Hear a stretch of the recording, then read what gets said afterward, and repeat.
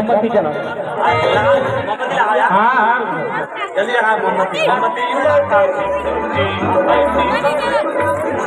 Hello, सबसे पहले मैं यहाँ पे अपने ग्राम खजुआ के आए हुए सभी यहाँ पे सभी चाची ताई दादी सभी आई हुई, इनके सबके चरणों में मैं अपना नमन करता हूँ।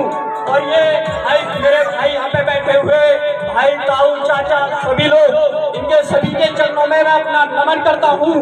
और बहुत ज्यादा हमारे लिए खुशी है, बहुत ज्यादा गर्व की बात है कि हमारे ग्राम खजुआ में अम्बेडकर जयंती मनाई जा रही है। दो तालियां। और एक बात मैं कहना चाहूंगा समाज के लोगों से, अगर बाबा साहब की ये कलम ना चली होती तो मैं भी नहीं होता यहाँ पे और ये मंच भी नहीं होता।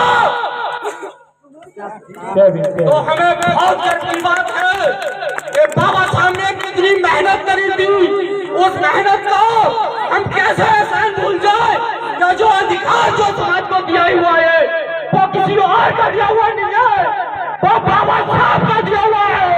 जय भीम जय भीम जय संविधान। हमें बाबा साहब को बहुत तहे दिल से शुक्रिया अदा करना चाहिए, क्योंकि हमारे लिए हम ये जयंती समाज के लिए याद रहे कि ये हम जयंती क्यों मनाते हैं, कोई मौज मस्ती के लिए नहीं मनाते।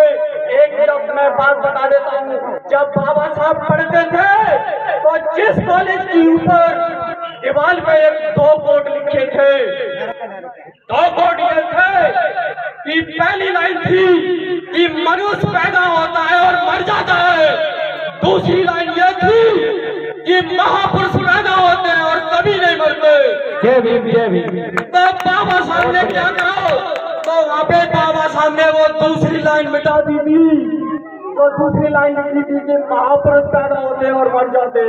तो बाबा साहब से सवाल जवाब किया गया कि ये बाबा साहब ये आपने दूसरी लाइन क्यों मिटा दी, तो बाबा साहब ने जवाब दिया क्या ये सत्य है कि मनुष्य पैदा होता है और मर जाता है, लेकिन ये समाज को याद रहे, लेकिन ये समाज को याद रहे महापुरुष कभी पैदा नहीं होते, पैदा होता है एक बच्चा।